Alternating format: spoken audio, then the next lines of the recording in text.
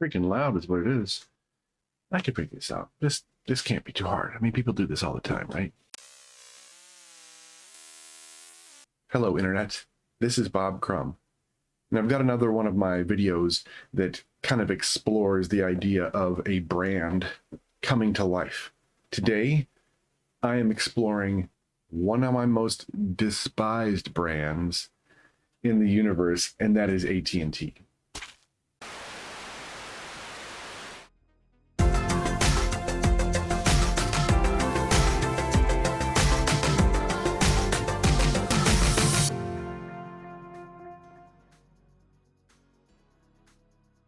So I had an awesome experience, and by awesome I mean absolutely horrible experience past couple days. So I decided to switch from AT&T, which I've had AT&T since the first iPhone came out. I was a first gen iPhone nerd, and really the only carrier you could have was AT&T. That's how many years now ago? Many. There are 13 different iPhones now. It's a little known fact. If you're a creative, you have to use an iPhone. It's not true. But when the iPhone first came out, what you did have to do was use AT&T. That was like the only carrier at the time. They had an exclusive. So I jumped ship from an awesome carrier, which was not AT&T, to AT&T. And it's finally time to stop being with AT&T. A few days ago, I decided to switch to Mint Mobile. This is not a paid ad for Mint. I do wish. I mean, really. Mint Mobile was awesome in trying to get my number from AT&T over to Mint Mobile, but AT&T started down an entire rabbit hole of hell. Days of requesting an unlock. They put fraud protection. They put fraud protection on my own line to keep me from transferring to a new carrier. What do they think, that I was going to stay forever? Today, I'm exploring what AT&T would look like as a human, as an individual. So what are some traits of AT&T? And I tell you, they're all bad. I mean, no, they're not all bad. Their coverage was decent, except for if you wanted to go like anywhere out to my parents' farm or anywhere kind of a little bit off the beaten path. Then it got spotty and weird, but okay, so that's not great. I'm trying to look for a positive here. Let's look for a positive. What is a positive thing about AT&T? Because there are plenty that are negative. They have a decent logo. If you check that thing out, the logo is kind of nice as far as branding goes. But we know in the branding sphere, in the world of graphic design and branding people, that your brand is not just your logo. It is not just your colors. It is the whole experience. There's some of it you can manage, but what's difficult to manage with poor customer service is what people think of you. So I was on the phone for hours. I was on this text chat with Mint Mobile and on the phone with another carrier, which is AT&T. And the whole time I'm pulling my fingernails off because it is less painful than dealing with the person on the phone. I was passed around, and AT&T was supposedly protecting my account from fraud. They were saying, oh, we got to make sure it's you, even though I had answered every question, entered my PIN correctly, the account number. Oh, I don't know what they thought was going to happen here. I wanted them gone out of my life. So there I am on the phone, thinking I'm talking to people that can help me unlock or take off fraud protection. Hours, and I'm not kidding you, listening to bad hold music, getting tossed around, getting angry. So I was chatting online with AT&T while I was on the phone with another person on AT&T with Mint Mobile on internet chat as well. So it was this wicked three-way of awful. Yeah, there were times where I thought I was talking to fraud protection, but I was talking to somebody from customer loyalty. There were other times where I was clearly very angry, and the person started to try and sell me a new phone because it's the holiday season. You know, is everybody in your house happy with their current phone? Do you think, you have enough data storage? Do you feel like your phone is too slow? You know what I feel like? I feel like you should unlock my number so I can move away from your horrible carrier. So AT&T is known for a few things in my own life. I don't know if anyone else has these experiences, but I felt like they had this like facade up in front of the computer. They had this facade on the phone of people who were supposedly very nice, but they really weren't helpful. They would try and gaslight me into saying, well, no, we've already done this for you. I don't know what was happening behind the scenes, but they were horrible. They got their wires mixed up. They lie constantly. This is kind of why I went with the Pinocchio motif. You know, feet kicked up on the desk, letting the cardboard mannequin thing answer all the phone calls, or at least look like it's answering the phone calls while you shoot the poop with all of your people in the office. I wanted to make like a water cooler behind this guy as he was chilling, but I thought that's not really appropriate. What I should make is a cliff, because they are that close to losing customers all the time.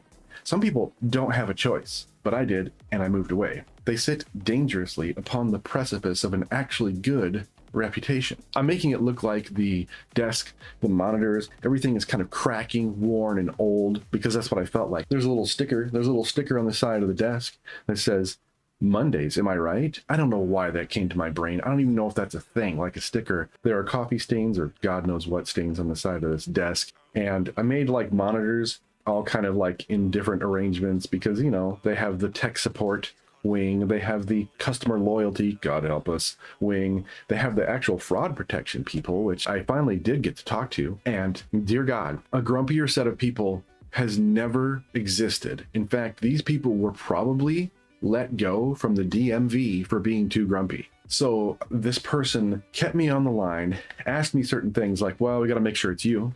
So what are some recent phone numbers you called? Thinking, are you kidding me? I'm actually calling you from the number. Okay. So I realized after trying to furnish recent phone numbers that I don't actually take calls. I ignore calls and then I text. So I had a heck of a time actually getting through to this woman that it was my phone, that it was my account. And finally, luckily, I found a call to my therapist in there and I was like, ooh, this number, you know, take that. And okay, that is you. Oh, cool. All right, thanks. So can you please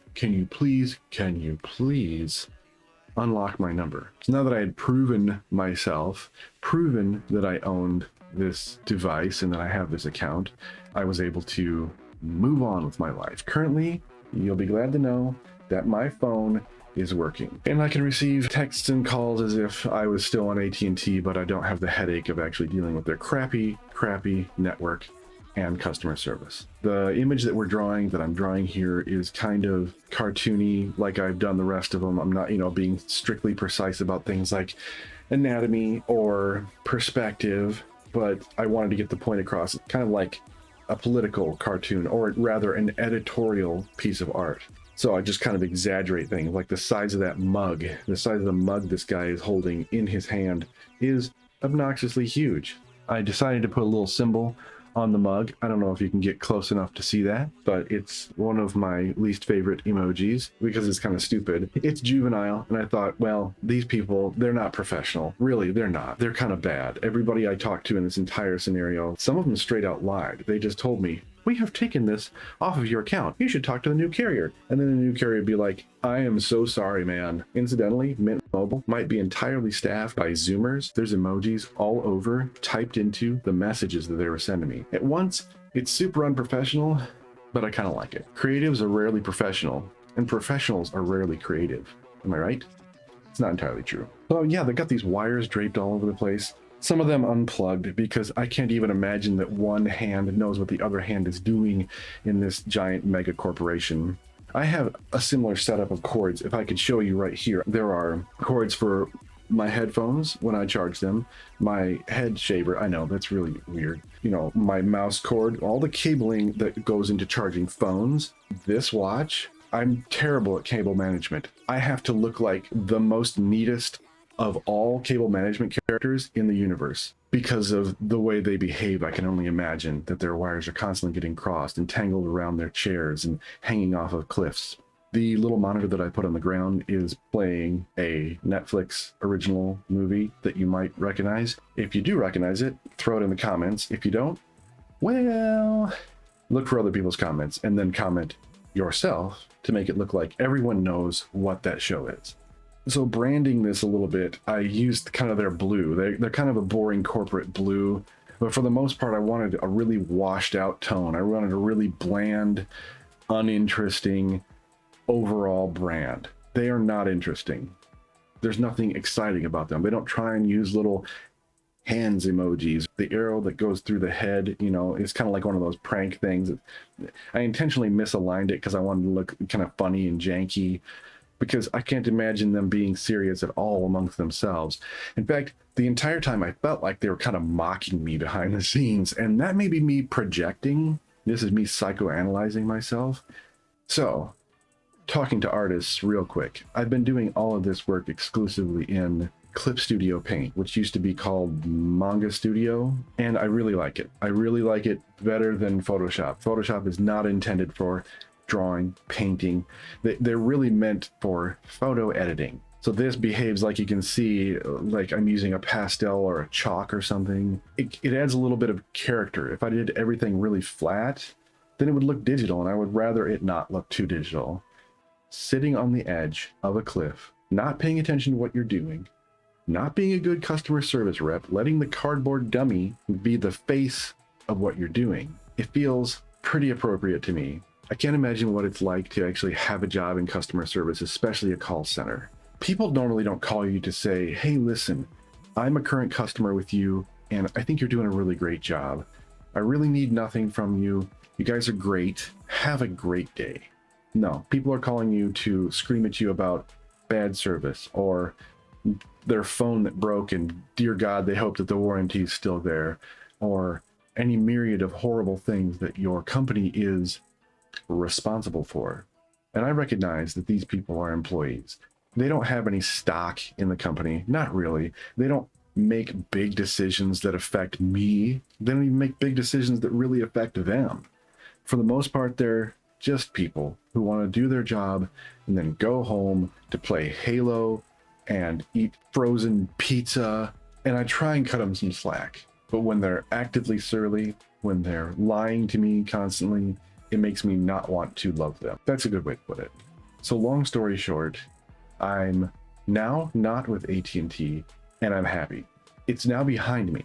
It's like the pain of childbirth, and I can't believe I'm equating switching phone carriers to having babies.